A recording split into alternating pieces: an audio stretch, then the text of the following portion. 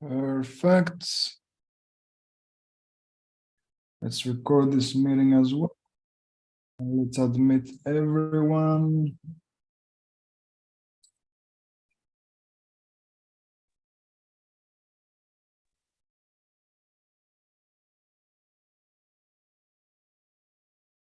Good morning, Chris. Good to see everyone here. Good morning, Bob. How are you? Good afternoon, good morning, whatever. Richard, Doing good to see you. I know. It's the afternoon here. Let's accept everyone and you will get started. It's waiting until the hour.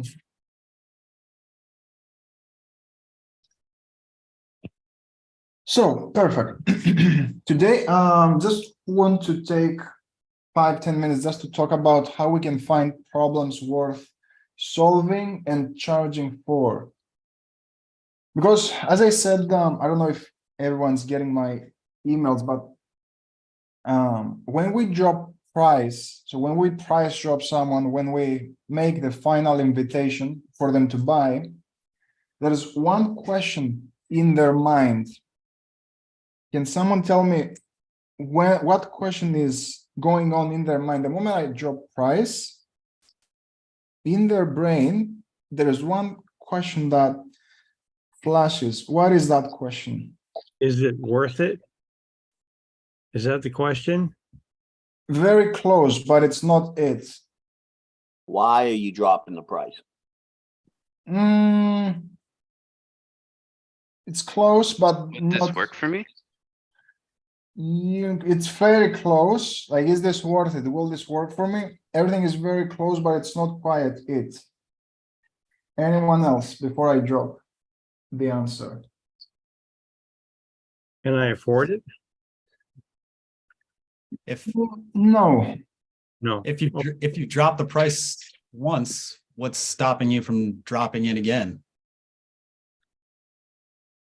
Yeah. So my there's a problem with my language there. It's not necessarily when I drop the price. I mean, not discount. I mean, when I present the price is a better way of saying it. Yeah, When I present the price, like what question is going on in their mind? So the answer. Can I trust you? Yeah. No. So if they're asking that, I haven't done a good job with my discovery. Can I trust you? Because I have to. By that point, I should have done a good job unpacking their problem. Position myself as a trusted expert, so they already trust me. Because if I drop price without them trusting me already, I'm in trouble. So, what's the question? It's is the gap worth it? So it's not about is this worth it, because they're thinking about the product, right? The idea is the gap worth it? So the gap is essentially,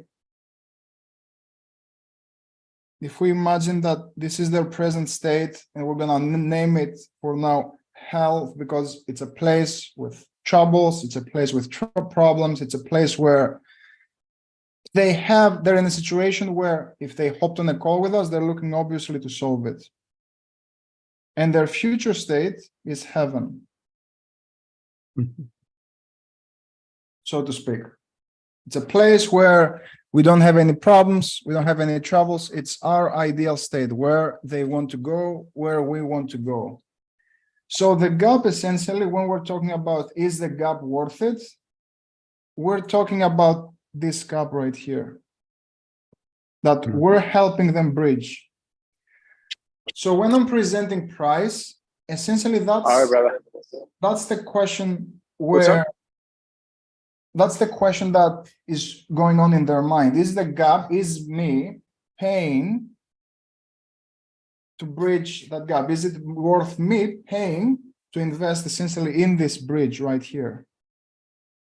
Or am I better off doing it by myself? That's what it's all about. If I say, so the investment for you to do X and Y and Z is 5,000, the question in my mind is, okay, the gap that this guy just presented to me, is it worth me investing to bridge that gap? Or should I go at it by myself? So, since we have to answer that question, of course, we can answer that question after we present the price, but it's an uphill battle. So it's always wise to do proper discovery. And this is where problem finding comes in. Because a lot of people have trouble with this. I don't know why I'm not writing. A lot of people have trouble with this because a lot of times people won't come in and sometimes people will come in and say, yeah, I have this problem. My son won't leave the house, or I don't know how to do this. Help me. Or I need a website, sell me a website. They're problem aware, but what happens if they're not problem aware? And we have to do problem finding.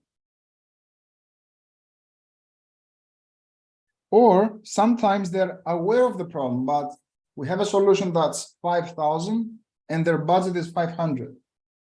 In that case, I still have to go out there and find problems or intensify problems. Otherwise, there's no sale to be made.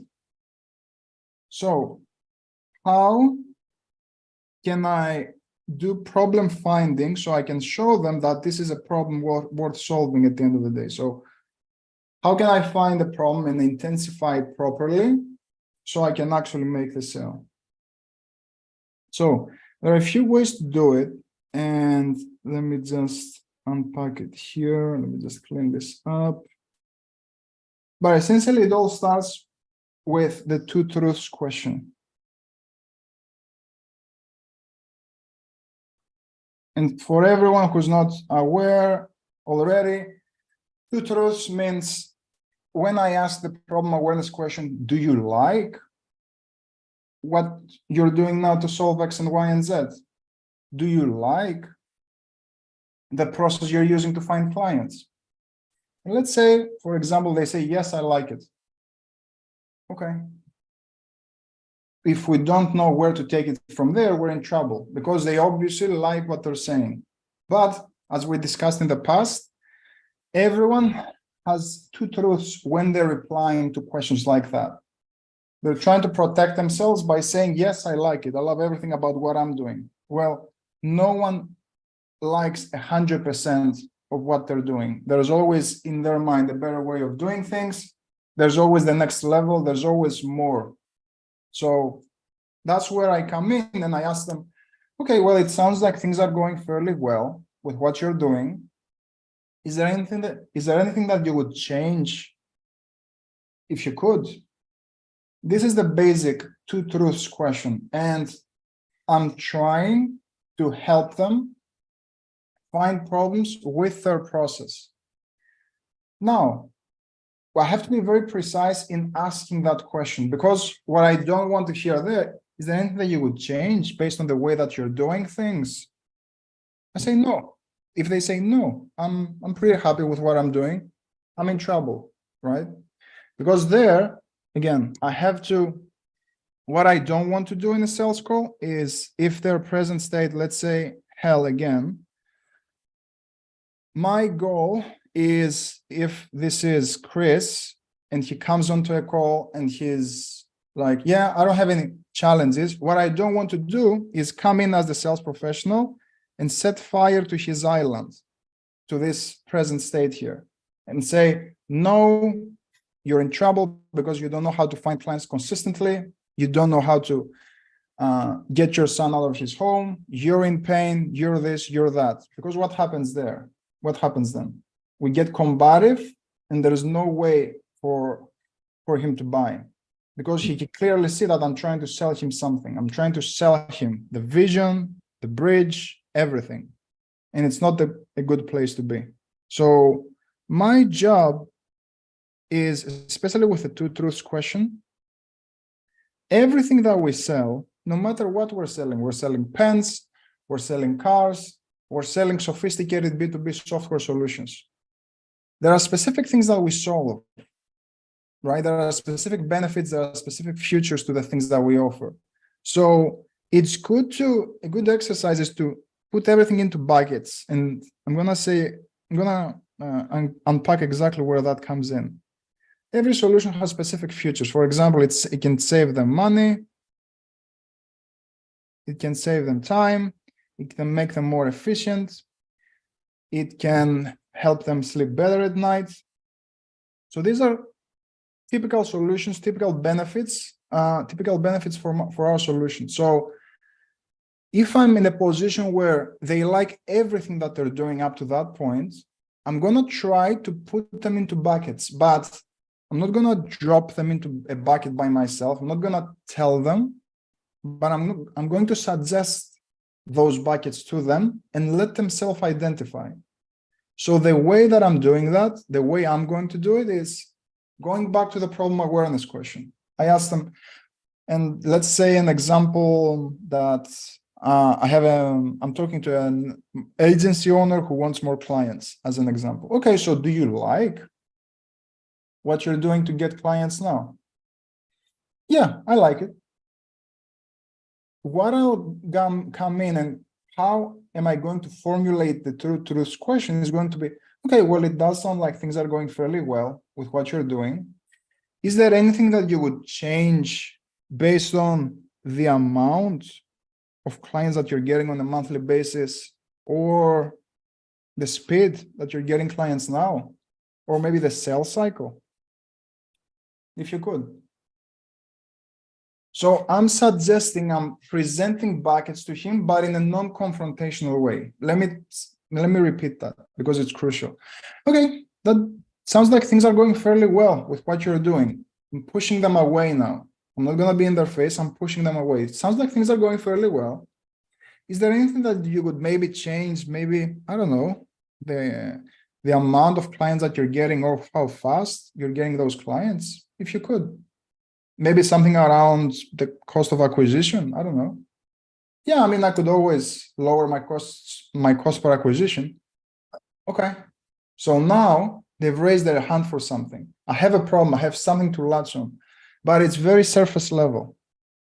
And this is where we're going to dive. Does everything make sense up to this point? So what I'm doing, this is essentially, I'm trying to find a dent in their armor.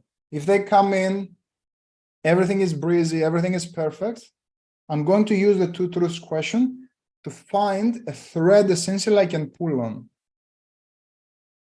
I want to make sure everything is clear because that's level one. That's how we find problems. That's level one. It's nowhere near enough to make the sale. I'm going to talk about how we go deeper, but I want everyone to be clear on this. So is everyone clear?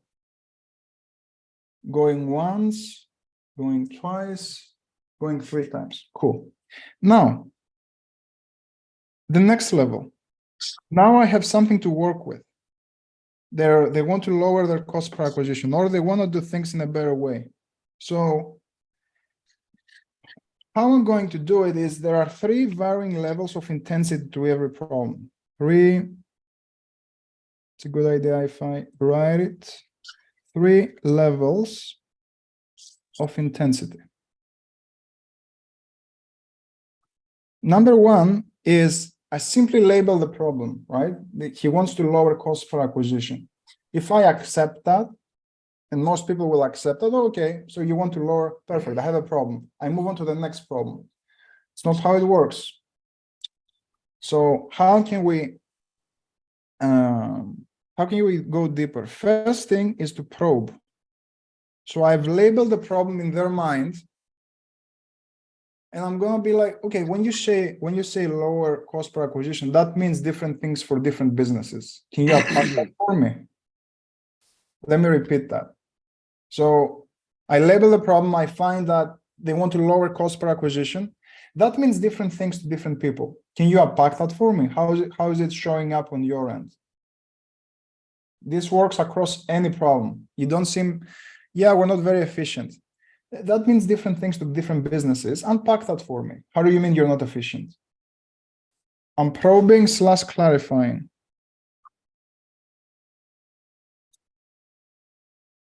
I just label the problem. How do you mean exactly?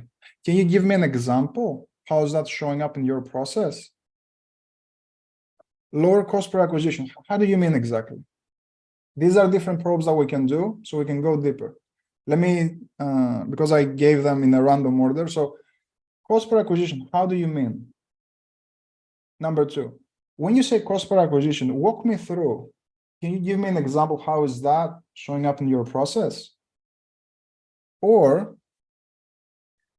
I can just say, when you say cost per acquisition, like how is it showing up for you? That means different things to different businesses. Probe, clarify. They're gonna go deeper. So let's say they unpack a little bit. They open the kimono and they say, yeah, we've noticed the past 3 months, or we've noticed that we went from $200 spent per client to $500 spent per client. Okay, that makes sense. So number two is frequency. Frequency slash, let's say, length of time.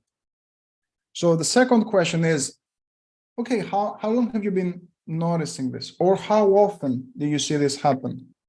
That depends on the problem that I find. For example, if it's a relationship offer, yeah, sometimes we're having fights with the wife. Whoa. How do you mean fights with the wife? Well, we go to bed and she starts complaining about X and Y and Z. How often does that happen? Or when did that start? For the cost per acquisition thing. Okay, when did you first notice this? Since December. Okay, so it's been 5 months. Oh yeah. So now I went from a surface level problem to I have a better idea based on their situation here. I have an idea on the frequency. And now the third level is the impact that it's having. The impact that the problem is having,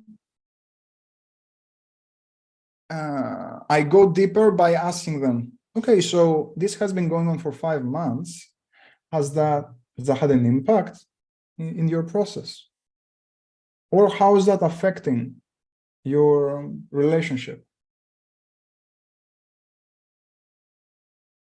So I want the more visual, the more specific, the more clear answer I get here, the better job I'm doing. So the question is, okay, but this has been going on for 5 months, or this happens twice a month. What kind of impact is that having in your ability to do X, in your ability to grow the business, in your ability to have a healthy relationship? Works across any industry, no matter what you're selling. Now, I know I said 3 levels, but in specific situations, we can go even deeper. And ideally, we want to make it possible, and this is a little bit more advanced, but and we'll keep working at it. But this is all about quantifying it. So quantifying the impact, putting numbers, putting metrics, putting some dimension to it, dimensionalizing the impact. What does that mean exactly? It means probe frequency for 5 months, impact. What kind of impact is that having? Okay, so it sounds like you fighting with your wife for the past 5 months is keeping you awake at night, is doing this, doing that. So I'm gonna go back and I'm gonna ask them, so what do you feel having that, having the kids become unsettled, having that, what do you feel is really costing you in terms of your quality of life?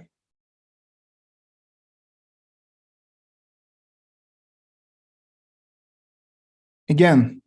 Can you repeat that, please?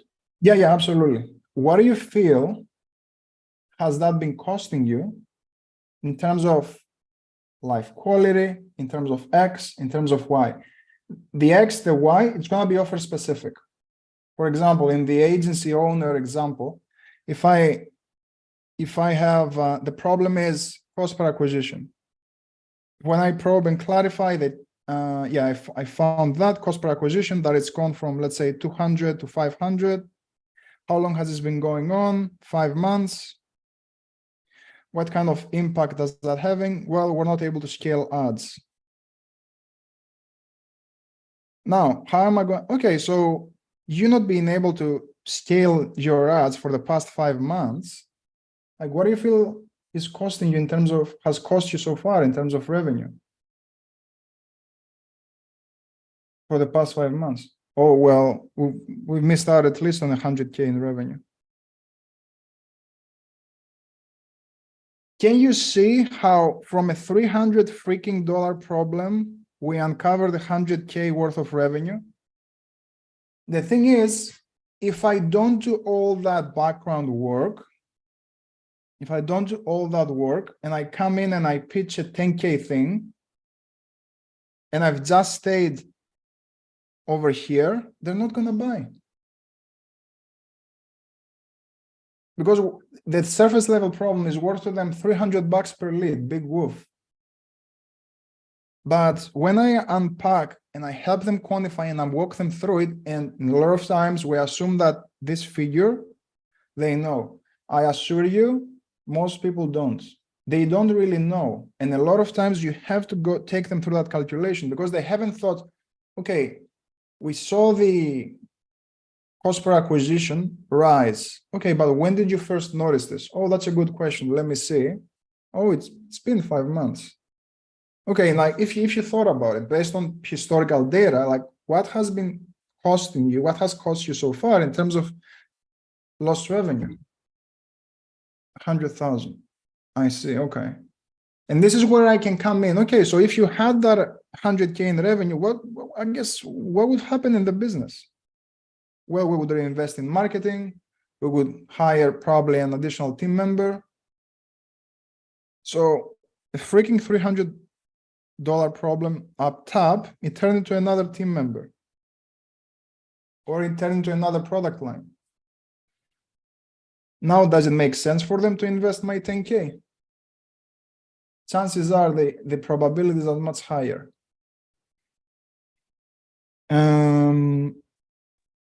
So this is the levels of intensity when it comes to, I found a problem and I'm taking them through the different levels of intensity. So just to clean everything up, and I know my writing is terrible.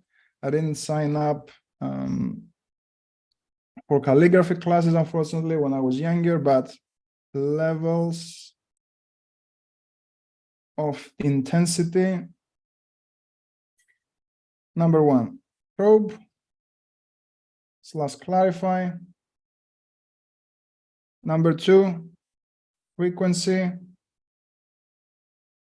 Number 3, we mentioned impact. And number 4, quantify the impact.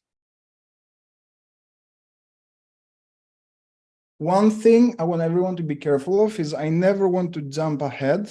So I cannot get the problem and say, okay, so your cost per acquisition has been higher, like it increased by $300. What do you feel has cost the business over time? It means nothing, right?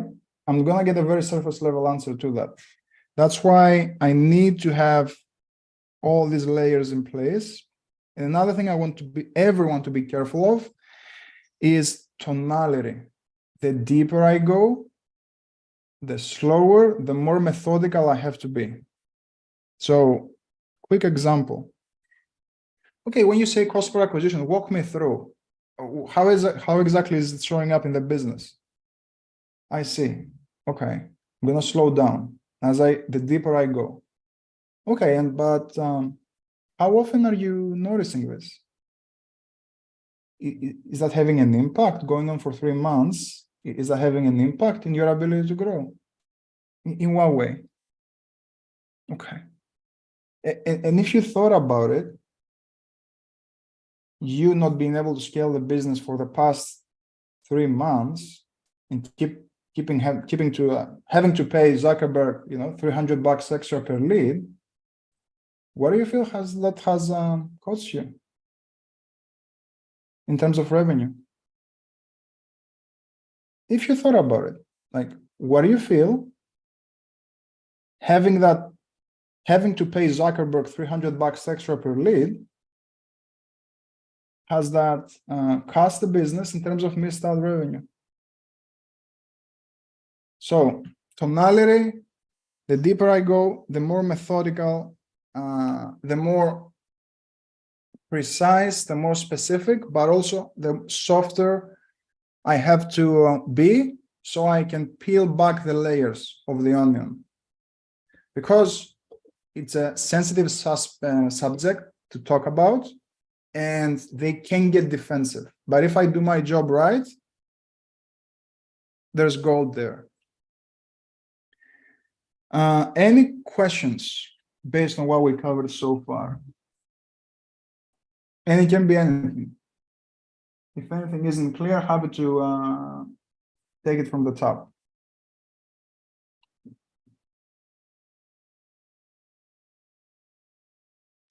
Bob, I'm like processing. yeah, it's all good. Bob, did you have something? Yeah, I've started to learn how to quantify my situation monetarily, Mhm. but there's also a lot of other things like you giving up your freedom, your peace, your worry, your things like that you can do this with as well, right? I mean, the money thing is really what I'm trying to focus on now. Yeah. Trying to figure out how much money is costing them to have their adult child behaving the way he's behaving, living at home, not taking his meds, or they're supporting him in his own apartment. And so. Absolutely. And this is where we also can have not just a gap in terms of the money, Right. but we can have also a knowledge gap. Okay. Knowledge/skill set gap, or a status gap.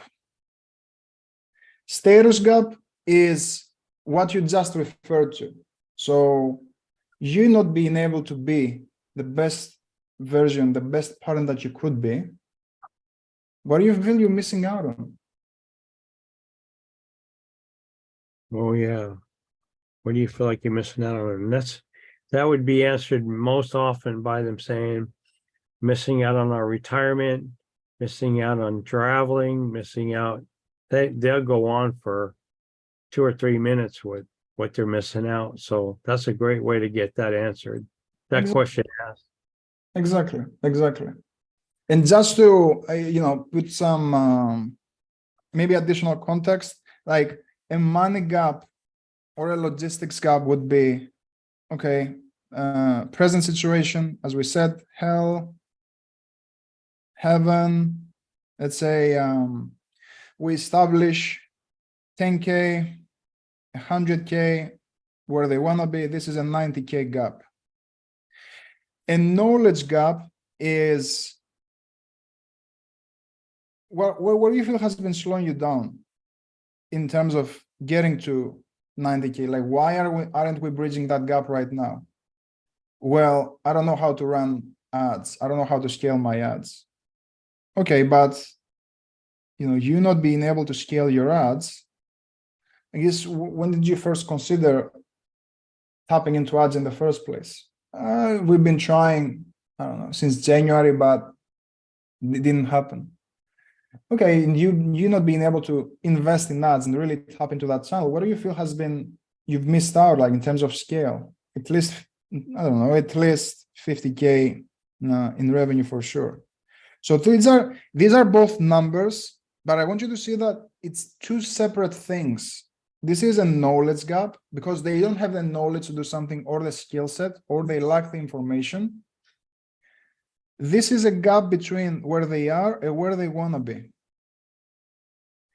And the status gap is all the intangibles by not being able to get to where they want to go.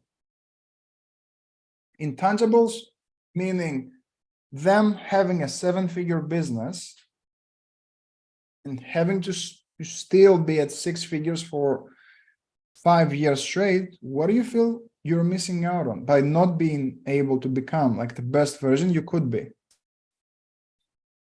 I'm having to tell excuses to myself. I have to abdicate the responsibility.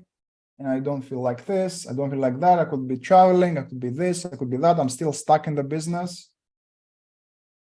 Okay, and you being stuck in the business, I guess if you were unstuck, how would life would be different than maybe it is today? More travels, more time with the family, more this, more that. Has this not been the case so far?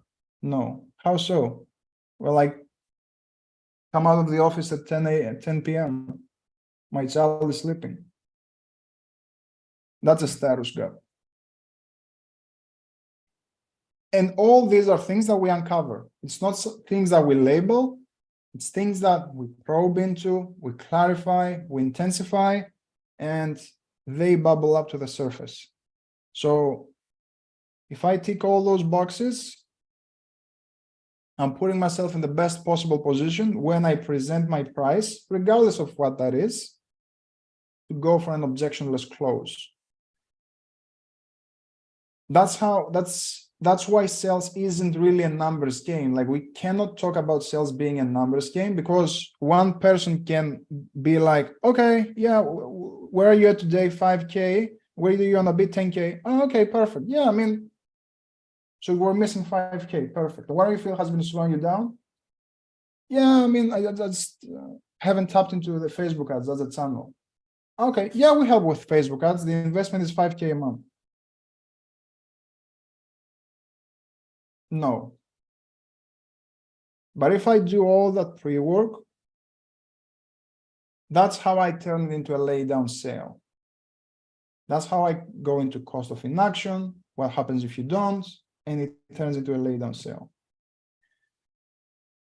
I'm gonna shut up and we can dive into role plays. We can answer questions, of course, based on what we covered and everything else. But that's all I had for you. Joseph. Hey, Chris. Thanks for everything. I just had a quick question about everything that you just went over. So, for those folks where everything is going great, and then you drop, a few of those suggestions trying to pull on a thread somewhere, and they kind of continue to say, no, everything is good. It's all great on our end. Are there any other strategies past that, or is it just time to kind of be like, okay, I'm going to move on to the next person now? Yeah, what we can do is, that's not a problem. And we should probably go. It seems like things are going perfect with what you do have. Before I go, I guess if there was a way where you could do X in a better way, would you be opposed to having conversation around it? Well, I wouldn't be opposed to it. Well, unpack that for me just to see if a conversation is warranted here.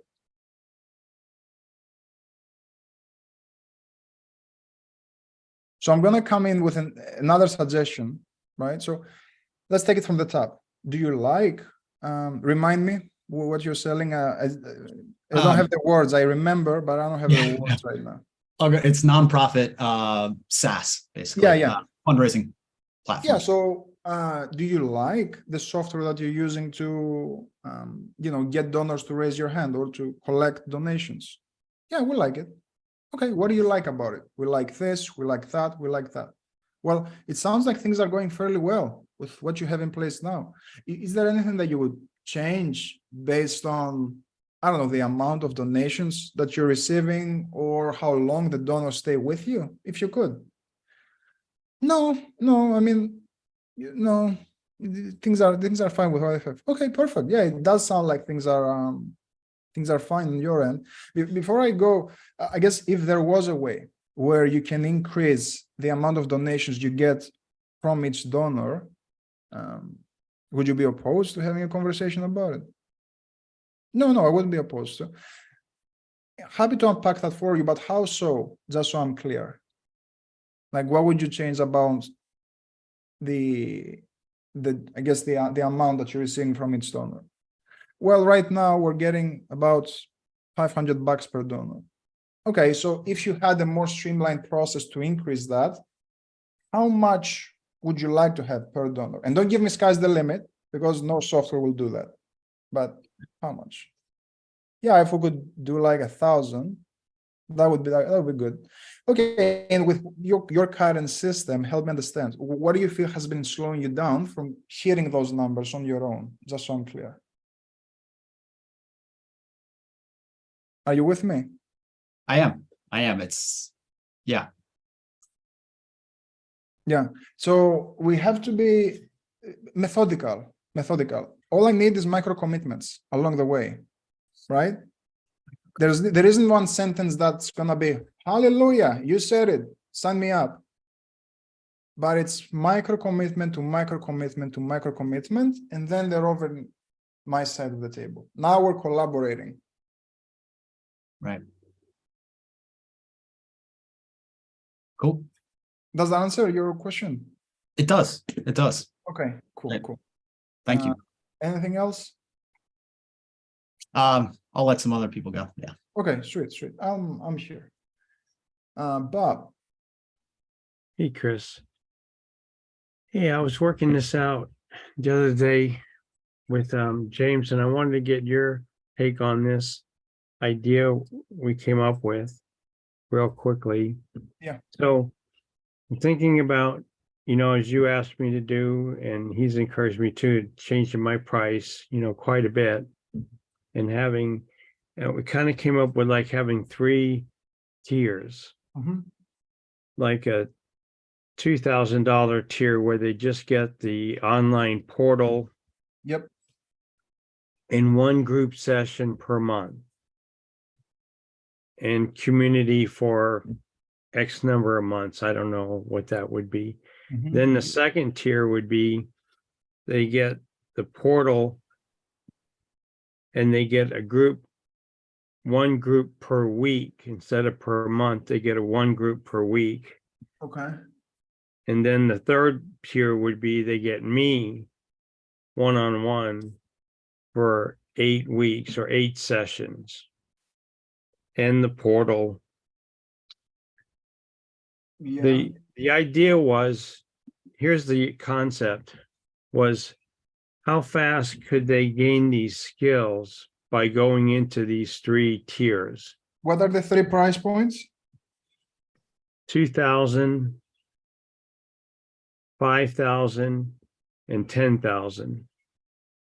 Okay. And 10K, this has one-on-one with you. Do they get group? And they get group. One-on-one, group, what else? And the course. The portal. What And else? and the community. Okay. Yeah. And the community blending it together. 5K is the portal, The portal community, and the group coaching once a week. once a week. And this is once a month. And that's once a month. Okay. The idea, I guess, was how quick do you want to get these skills? How fast do you want to be, acquiring these skills and moving Johnny to taking his meds, getting his own job, getting his own apartment? That each of these would have, might take you 6 months in tier 1, might take you 3 months in tier 2, but we'll do it all in tier 3 in 1 month. I like it. The only thing I want you to do is, I believe we mentioned it in our one-on-one. Yes. I want you to present all of them because you're gonna get to think about it. Right. What we'll do is, unless you see someone that, and you told me that you don't want to scale your one-on-one, You want to focus on the group, right? Want to just have like 12 one-on-ones a year. 12 one-on-ones a year, so one a month. Okay. Yeah. So in that case, just to respect your capacity as well, what I would do is on each call, I would present the most expensive option. Once you fill that option for the month and you tick that box, then I would present only the 5K and I would use this as a downsell. Downsell there. Okay. Yeah. The reason I'm doing it is if we do proper discovery, I would prefer people to fight tooth and nail to get the maximum level of support Right. rather than you presenting two options and being like, yeah, maybe we can get started with this and then upgrade and have that conversation. We don't need to make it too hard on ourselves. Present the highest and we could never make this work. This is out of our thing, blah, blah, blah, blah. That's the problem. Besides the price, do you feel like the plan that I put together for you in terms of the skills, asking the right questions so you can empathize with your child so they can leave home and find a job? Right. Do you feel like this would help you? Oh, yeah, for sure. It's just the money. Okay, that's not a problem. If it helps you, I do have a more affordable option. Now, it does take a little bit more time to get your child out of your home, but it still puts you in the best possible position to do X and Y and Z. Would it help you if I presented that option? Oh, yeah, for sure. Perfect. So how it works is you present the 2K. Okay. Perfect. It won't just save you time from presenting. It will be much easier for them because, you know, what happens if you go to a restaurant with 100 different options, you get lost, right? Right. Present a Right. premium option and walk them down the ladder as you go. Okay. So until I have the 110K, I start there in a month. Absolutely. Yeah, if you see someone like if a family is making 5K overall and they've already bring up the discussion that they're challenged with money, they're challenged with this, challenged with that, just default into the 5K, not the 2K, No. 5K. Yes. Yeah. Most often the default is the 5K. Yeah, and that's fine because that's what you want to feel, and that's the highest leverage on your time as well. Right. Definitely. This is the most scalable option. This is the more premium, like for VIP clients, etc., and it could be an upgrade option. Once someone gets a win here, you can upgrade. You can run an upgrade campaign after the first week. Hey, I saw you. So you're making really good progress. If it helps you, what I can do is we can upgrade into the one-on-one. So instead of you taking 60 days, we can get it all done in 30. Example. Yes. Would that help you if I walked you through how that works? You can have that discussion. They get a quick win inside the program. You can present that. Got it. And the thing I'm focusing on too is realizing that this costs them money having Junior not being well, in terms of real dollar amounts. And that if I just talk about how much, like you were just talking about, what would this be over 10 years? We're Absolutely. Yeah, so you've been able to have Tom get a job. What would it do for you guys? Okay, from your perspective, how much do you feel it would save you in terms of his current monthly expenses, etc., etc.? Okay. Yeah. And how long has it been since you have to support him? Right. 5 years. Goes on for another 10 years. What would that cost? Yeah. As I've been unpacking that, I'm finding people are spending $25,000, $30,000, $35,000 a year supporting their kid. Yeah. And I'm like, okay, so if nothing changed and you did that for the next 10 years, what would that look like? Yeah, it might seem like an obvious question, Sarah, but do you Do you want to keep spending 35,000 a year to support your son? Right. Are you willing to settle for that? Are you willing to settle for that if you didn't have to? Right. And get a number out there like $300,000. Yeah, Then when I present 10,000, it's nothing. it's nothing compared to 300,000 that they're going to spend. Exactly. Well, this is perfect, Chris. Thank Absolutely. you. Thank you so much. Of course. V,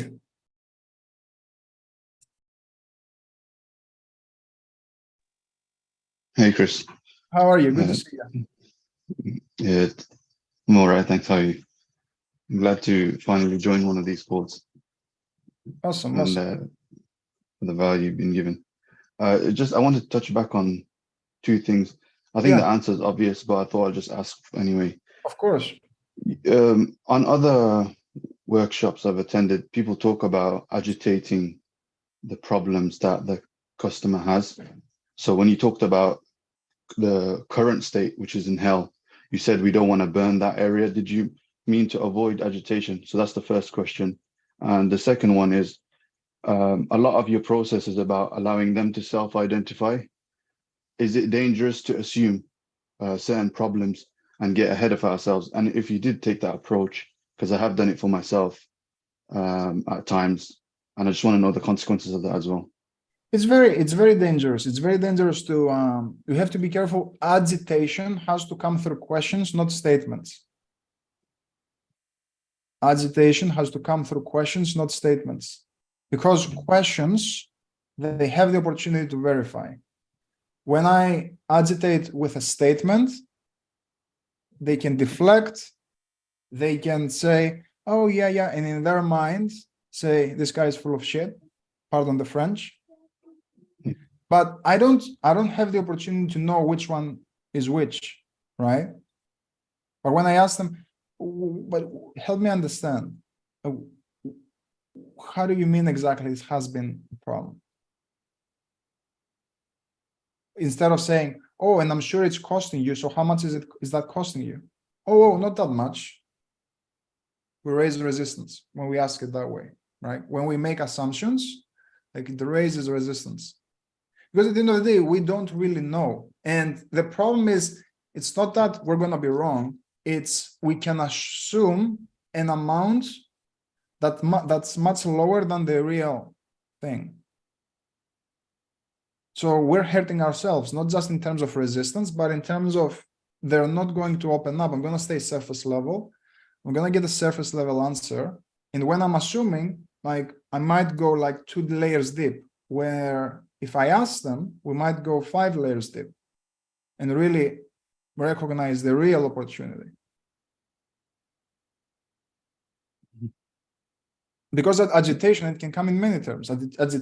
Like agitation, it can come in a light probe where walk me through how does it mean exactly, and just them answering that, it can agitate the situation. Or I can start placing labels on him, and I'm sure that's painful, or I'm sure that's holding you back. So in what ways is it holding you back? So they don't have to accept that, right? And a lot of people, they will push back because they see right through it. But when I ask with a curious and skeptical tone, they want to defend the statement that they just made. That makes sense. So it's like a therapy approach. Yeah, absolutely.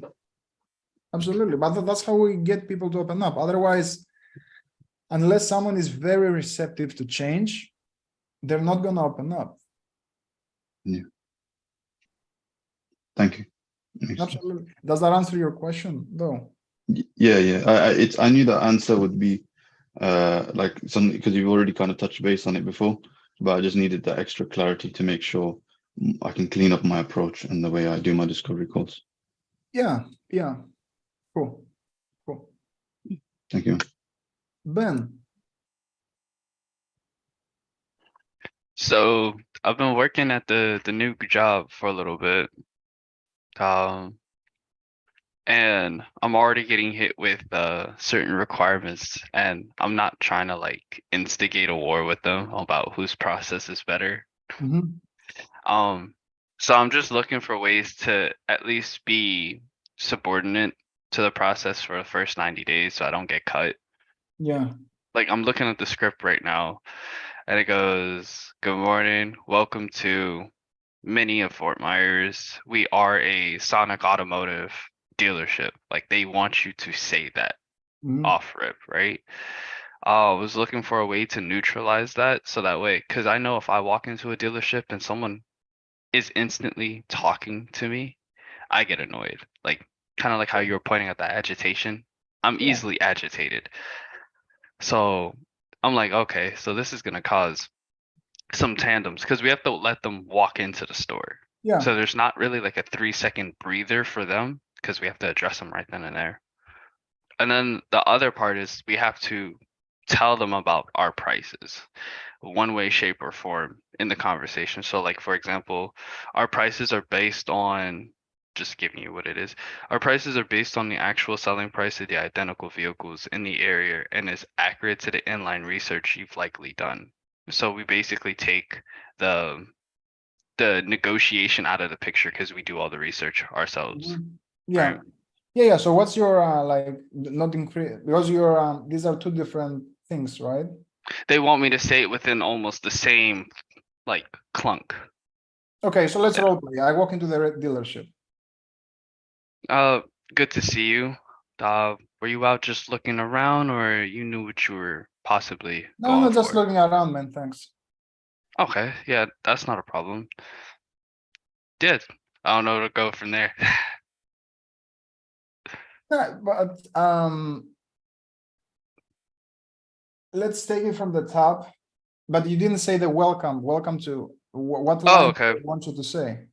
Okay, yeah, all right. But so you walk into the store. Good morning or good evening. No, good morning. Welcome to Mini of Fort Myers, a Sonic Automotive dealership. My name is Ben, and you are. Is this your first time here, or do you have an appointment? Is this your first time here? Do you have an appointment? Yeah. Yeah, my first time here. Okay. So what we could do is walk you through all of the merchandise that we have currently. God, this is so against my flow. I wouldn't even start a conversation like this.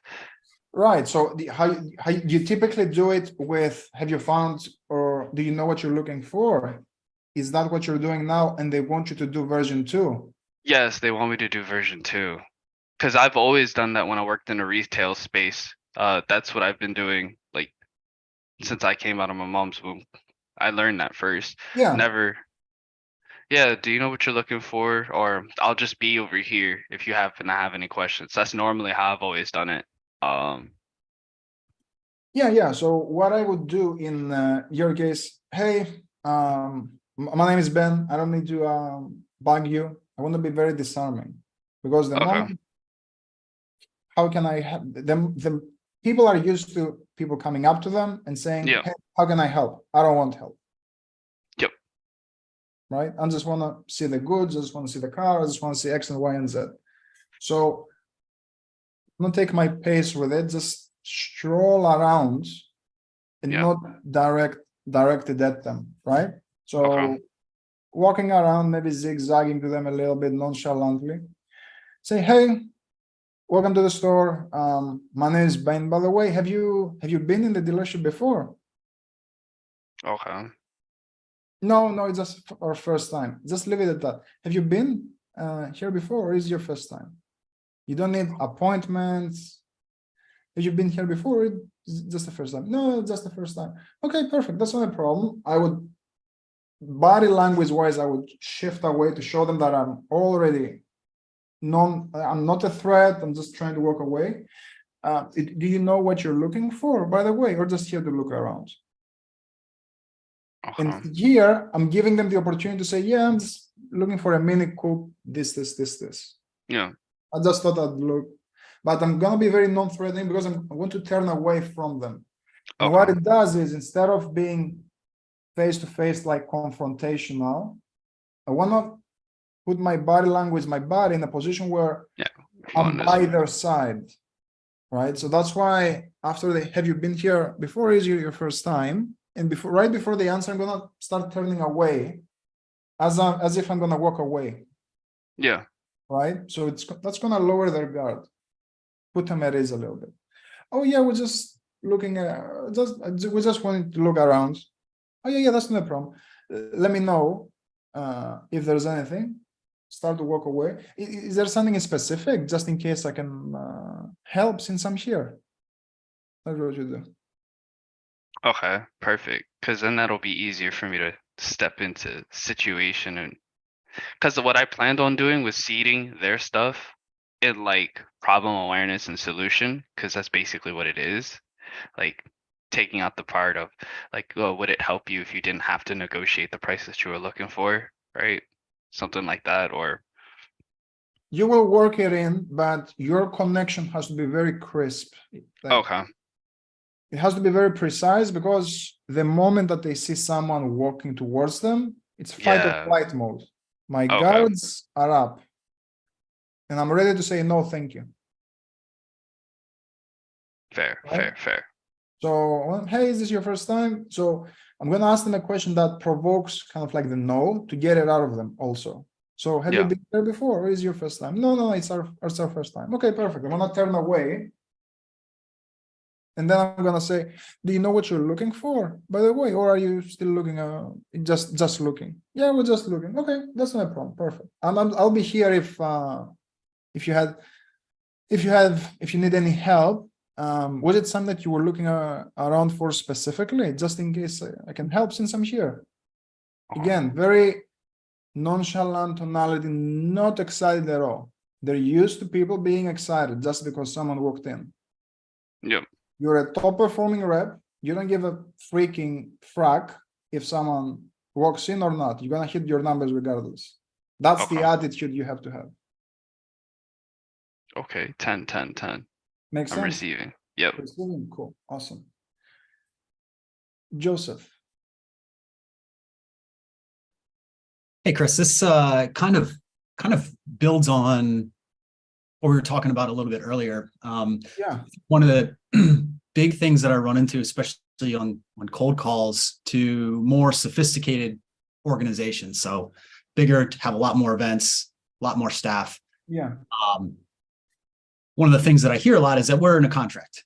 We're in a 3-year contract. We're in a contract for 2 more years, which leads them to be very dismissive and say, everything's working fine. Yeah, we're in a contract. And even if I get them a little bit interested, they're kind of like, I don't want to waste your time because we're in a contract and we're not going to do anything.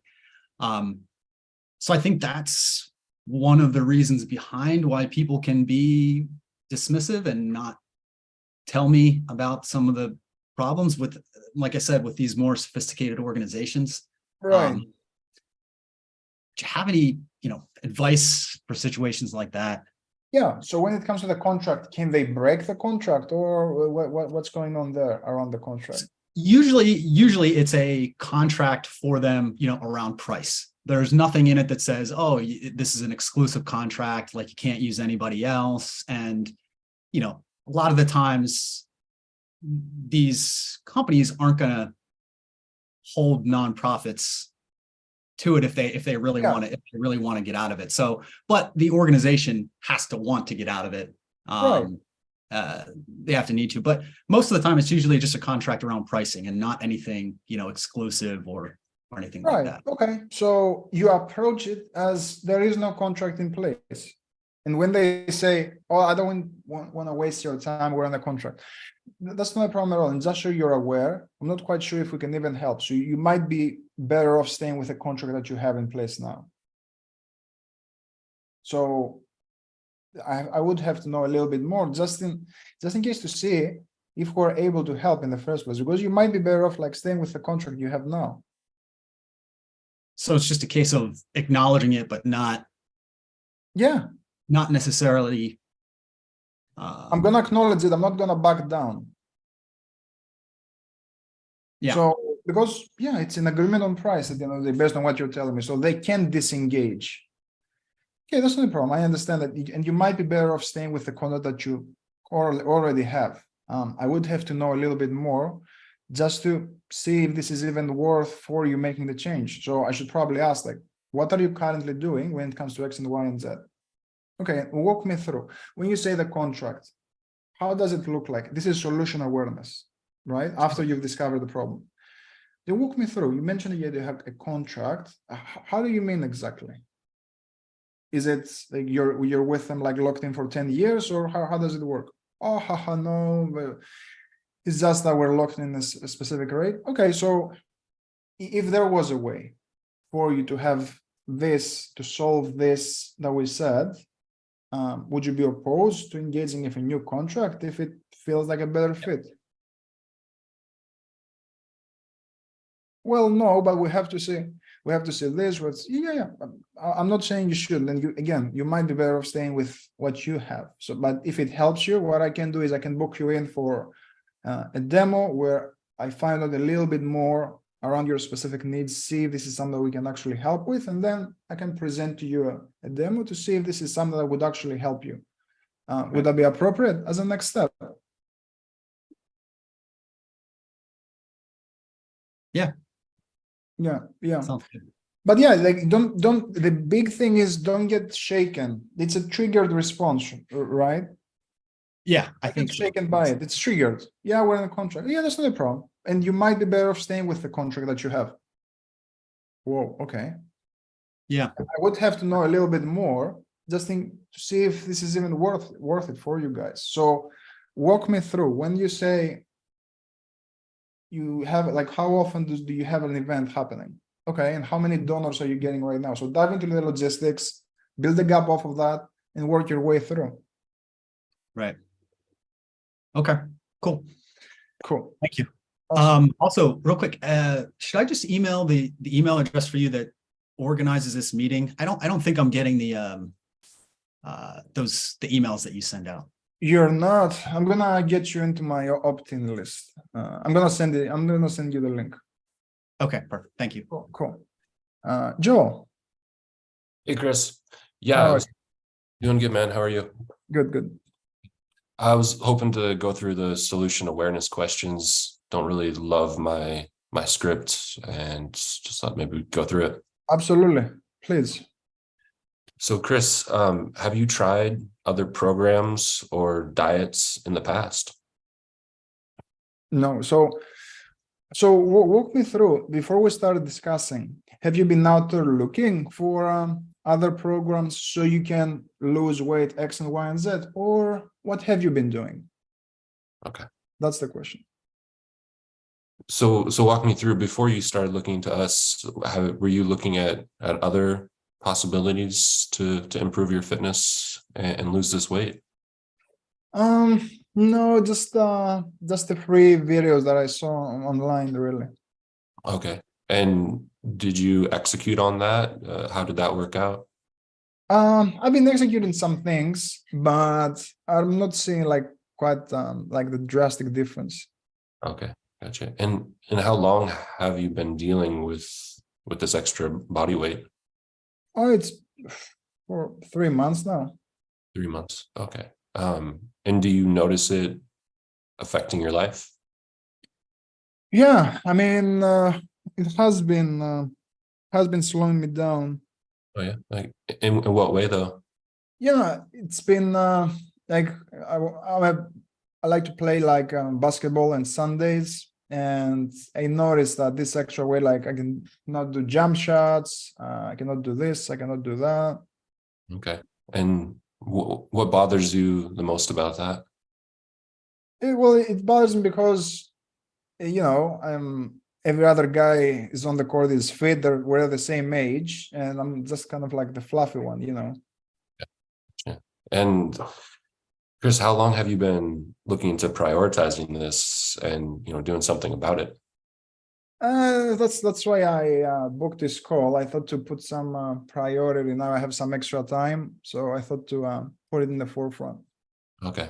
And just to make sure a program like this would be a good fit for you, what exactly would you be looking for from an advanced coaching program? Like, what would be your ideal criteria? Pause. Just to make sure the program would be a fit for you, we're showing them that we're qualifying him. When I use language like now, just to make sure that we're able to help. Mhm. So one thing is, I want to make sure that you're a fit for the program I'm about to sell you. One thing is, we can help you in your fitness journey. Okay. Which positions me as a trusted advisor more? I guess that we can actually help you. We can help, right? That's what they care about, that if we can help them or not. They don't care if they're a fit for the program. Oh, yeah, yeah. So like, would we be a good fit for you? Is what I was Got it. going. Yeah, but is that the message that passes through? I guess not. So, just to make sure that we would actually No, be. just to make sure that we can actually help you lose X and Y and Z. What exactly would you be looking for from an advanced coaching program? Like, what would be your ideal criteria? Yeah, I guess having a coach. I want a coach and the meal plan for sure. Mhm. Gotcha. And would like accountability be important to you, or Whoa. Probe into it, okay? right?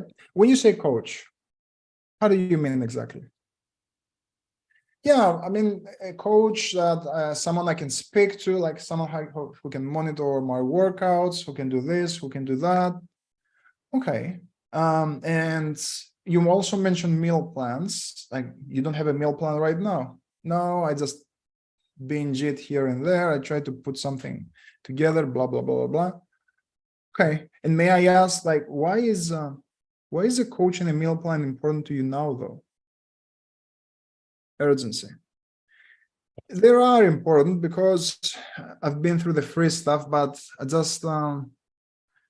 I do it for 2 weeks and maybe I drop off.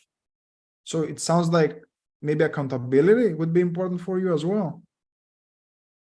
I mean, possibly. How so? Like, what would accountability look like for you? Just someone messaging me here and there to make sure that I stay on track. So take the question from the top. From the top of Yeah. just to make sure that we could actually help you lose this weight. What exactly would you be looking for from a coaching program? Like, what would be your ideal criteria? Just a structured approach. I'm a little bit all over the place. Like I follow one exercise here, one there, then I see a post from Dan, I go do it, but it's kind of like all over the place. Okay, maybe can you unpack that for me a little bit? You mentioned structure being important to you and kind of all over the place. Yeah, I just want to know, like every day I have to do this, because I go through like every tip out there, but it doesn't seem like it's working out. Okay, and so having that clear structure would be something that would be important to you. Yeah, for sure. Okay, and would accountability be important to you or at all? Yeah, it would. Okay, and why would it be important to you? Because if I have someone to hold me accountable, I'll be able to stick to it. Okay, that makes sense. And suppose, Chris, you were able to sit down with the coach and he gave you that structure, he gave you the meal plan, and he did hold you accountable. What results exactly are we looking to get besides losing that 8 kg? I wanna 8 kg off. I wanna be more athletic as well. Okay, and when we actually look in the mirror, what exactly are we looking at? Yeah, I wanna fit into my old jerseys, right? Right now I'm like I said, I'm a little bit more fluffy, so I'm not able to fit through. So I guess I wanna be a lot more athletic, maybe pump up my shoulders a little bit more as well. Like that would be nice. Okay, and so suppose you did make that happen and you had that more athletic physique and you were able to fit into those jerseys that you have. and you look up, you step up to the mirror and you see that guy, how does it feel? Oh, it feels great. It feels rewarding for sure. Rewarding, yeah. And how would life be different though? That you being that athletic person, how would it be different than maybe it is today? A lot different. I would be able to, climb up the stairs faster. I wouldn't, probably the back pain would go away with the extra weight. So yeah, would be much different. Okay, great. So that's the whole solution question. What did you find that mirror question strange, or did that make sense to you? Yeah, just set it up a little bit better. So you're in front of the mirror, you're worried, and maybe you're losing that, build it up more. So I want to be more athletic. Okay, so when you say athletic, well, what's your ideal self, like your athletic self? How does it look like? Mhm. Oh, I'm gonna able to fit in my jerseys. I'm gonna do this, maybe more buff shoulders. Okay, shoulders. Okay, so you're in front of the mirror, buff shoulders, old jersey, the way that you want to look like you're looking at that person. How does it feel? Oh, it feels amazing, man. Blah, blah, blah, blah. How would life be different? Like stepping into the shoes of that person today. How is life different than maybe it has been so far? Yeah, that's better. Okay, and with what you're doing right now, and be real with me, how close do you feel you are to becoming that person on your own without additional help? On point. Yeah. And if you don't do anything about this, do you see things getting better, staying the same, or potentially getting worse? Oh, say that again. If you don't do anything about this, do you see things getting better, staying the same, or potentially getting worse? Why are you asking it that way? I don't know. It's in the script. It's okay. You can ask, well, what happens if, so you get the answer for how close do you feel you are? I'm not very close. How so? Because like I said, I don't have a this, but, and I don't mean to offend you, but because I enjoyed our conversation, but what happens if you don't make a change? The 8 kilos stay on, and we're still not able to keep up with the guys. They're still feeling like, kind of slow down in our everyday life in the next 2, 4, 6 months. Which feels more visual and more powerful? I have to bring it up. It's not that I'm that cool. It's just, it's the right question, right? Yeah. So the more visual we make it, the more stuff we bring from up top and we build it into that question, the more precise question I will get. Okay. The more precise answer I will get. Yeah. Thank you. Yeah, no, of course. And Andrew is on point. This is what I'm using. Let's say we were able to give you exactly what you need. What would that do for you? Okay, snap your fingers. You're looking at that person in the mirror with this, with that, with that. How does it feel? Or how do you feel? So this sequence is good. Okay. Ali, Hello, Chris. how are you? I'm good. How about you? Good. Thank you.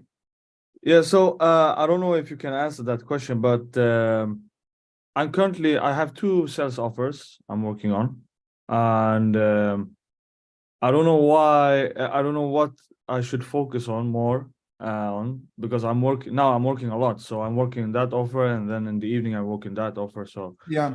what should you suggest to do? Because I like those both offers, and they have great potentials. So. Well, I need to know more, right? So are both offers sending you calls on your calendar? No, the first offer is more cold calling, business to business. Is I have the whole process, but it's big commissions, so it's 35% commission. And the second offer is more warmer leads. It's outbound, inbound leads coming in. So yeah, it's too different. It's B2C in the second offer. In terms of your, don't give me numbers, but in terms of percentage, what's contributing? What's the split between the two offers right now, income-wise? Like 50-50, 60-40? I mean, the second offer, I've been doing that for like 2 years before in Swedish. Now it's on English. So Okay. I took the same offer, but it's on English because I want to improve Yeah. my. Yeah. So I mean, I haven't like it's my first week, so I haven't got any sales yet. But I mean, the second offer I know, but I know that I'm gonna get some sales because I've been doing that before. So What about the first one? the first one, I mean, it's okay, but I don't get any sales, so many sales as I wanted to. So Yeah, it all depends, right? Like there's no easy answer for this because I don't have like an idea of the infrastructure. What I would always like, this gives you, I like your situation. What I like about it is it's kind of like Nassim Taleb's barbell approach. Like, have you heard of that before? No. Like one is kind of like the safe option because you're getting inbound calls. Yeah. Know that is gonna produce. Yeah. That's one side of the barbell. That's, let's say, the safe one. And on the other side of the barbell, it's more risky because you have to hunt for business, but it can still produce. Yeah. So that puts you in a position of power overall because you have control on the variables on one side. The more you do, the more you earn. On the other side. So in your case, I wouldn't, especially like the way the market is right now, I would try to stay on both. Yeah. Squeeze the juice as much as I can. Mm. And see what produces more. Like see if the English one starts producing. Maybe like start producing on both and maybe look to hire an executive assistant to buy back from your time from the admin things. So no shows, reminders, sending proposals if you send follow-ups. So I would look to buy back your time rather than just moving away from positions. Just optimize your calendar in that way. Yeah, because it's a good scenario to be in. I would just try to leverage more. Like I would try to find ways to leverage, like with software, with an executive assistant, things like that. Yeah, for sure. I mean, I don't have a problem to work extra, so it's not a problem for me. It's not about working extra though. Yeah. It's about putting the best use of your time, because you can work extra on sending 50 more follow-ups, or you can work extra to take 3 more calls. Which one makes you more money? Yeah, you're right. Yeah. It's not what I'm right. It's about what puts you in the best possible position to win. Yeah, I mean, if I can do the things that actually makes me money, it's, it's, for example, cold calling and booking the calls and have the meetings with the prospects. Yeah, and everything else I can like outsource it. Yeah, try to be ruthless with your time, because you're putting work in. Try to be very ruthless with it. Like that's the next level. So we know every hour you're squeezing the juice out of it.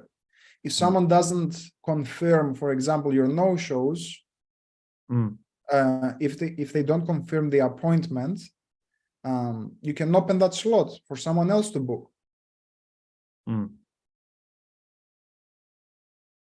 Does that make sense? Yeah, a lot of sense. Thank you. I don't know if that helps. Yeah. For sure. Thank you so much. Okay, cool. Joel, did you have anything else? I don't think so. Richard. Hey, Chris. Yeah, good. Really good. Thank you. Just got a quick question about the training you went through tonight.